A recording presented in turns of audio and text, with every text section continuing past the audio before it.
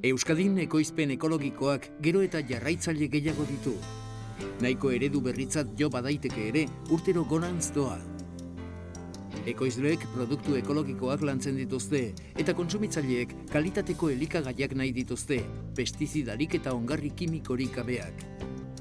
Roman Bengoa baserritarra da eta Euskadiko ekoizle ekologikoen elkarteko burua.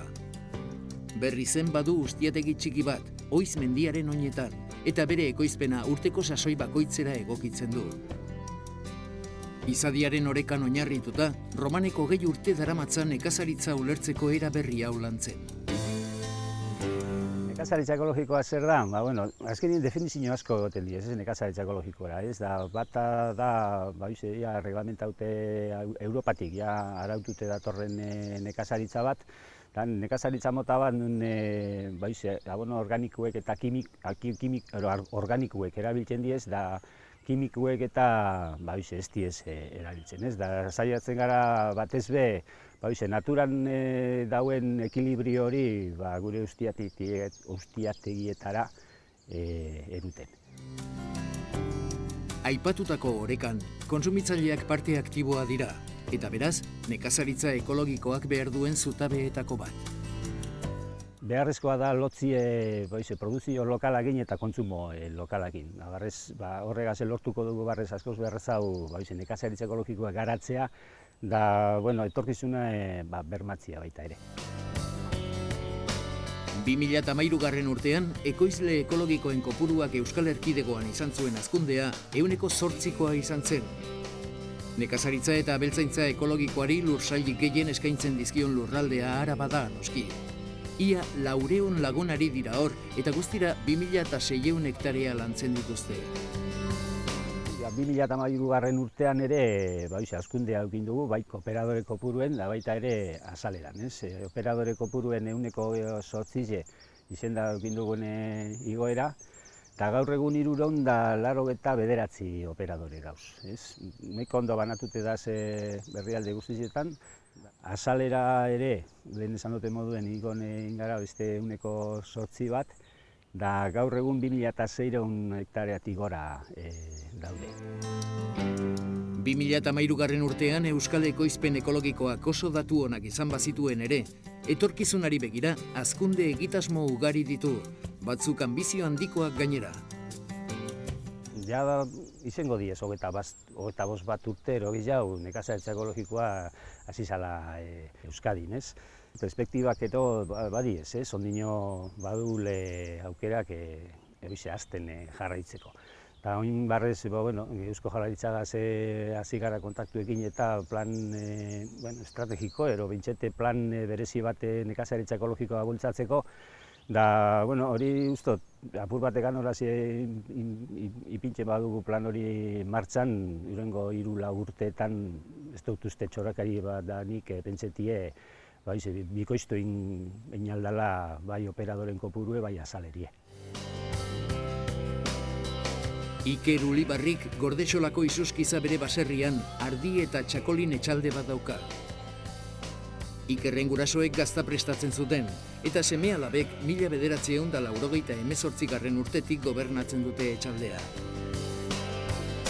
Gure arbasoek baserrian bizin dire eta behiekin eta ardilekin guk gure itengan eta amangandik jaso genuen hartaldea eta jarraitu genuen gaztaiak egiten. Eta gero 2000 urtetik aurrera, anaia eta biok landatu genituen 2 hektarea eta piku mastigaz eta txakolina ere egiten dugu. Pixkanaka hasi ziren ekoizpen ekologikoak lantzen. Eguneroko zereginak egina ala, metodo ekologikoekin lurra hobeto aprobetxatzen zela ohartuz joan ziren. Nekazaritza ekologikoa pixka bat izan da evoluzio logiko bat.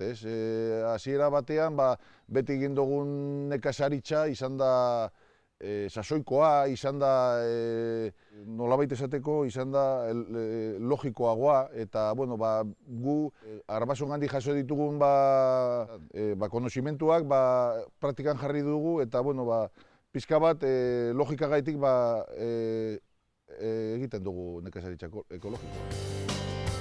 Ikerrek, ekoizle ekologiko guztiek bezala, badaki kontsumitzaileek azken hitza dutela.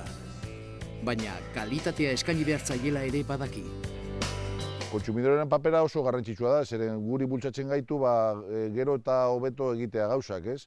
Eta adibidez, kontsumitzaileak eskatzen dituen produktuak, pixka bat ekologikoa izatea gauza bat da, beste gauza bat da produktu sanoa direla, eta gure aldetik eskaini behar diogun gauzak badira beti egin ditugun gauzak, sasoikoak, gure arraza autoktonoekin eta horrelako baloreak dituen produktuak, hori dira guk eskaintzen dioguna kontsumitzaileari.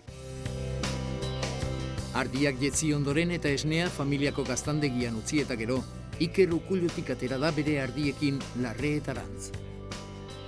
Artzaintzan aritzeko leku ezin hobea da, baita mahastiak lantzeko ere.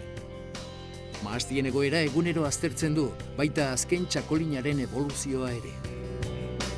Txakolina ulibarrizina dauka, gure abizena da, eta txakolin gaztia da, 8 hilabetetan liekin egina, eta gero badakogu beste markatxo bat, hartzai deitzen dana, eta barrikan kupeletan fermentatuta dago, eta gero urte bateko botila dauka gutxienez. Euskadin ekoizpen ekologikoa gora doa. Izan ere, bai baserritarrek, bai kontsumitzaileek lurra gero eta hobeto baloratzen dute. Ekoizteko eredu bat baino gehiago filosofia bat da. Nekazaritza eta abeltzaintza ulertzeko era bat da, izadiarekiko errespetuan oinarritua. Kalitatea lehen etxiz, eta lurretik eta animalietatik ahalik eta emaitzarik gehien lortzea bilatzen duten teknikak albo batera utziz.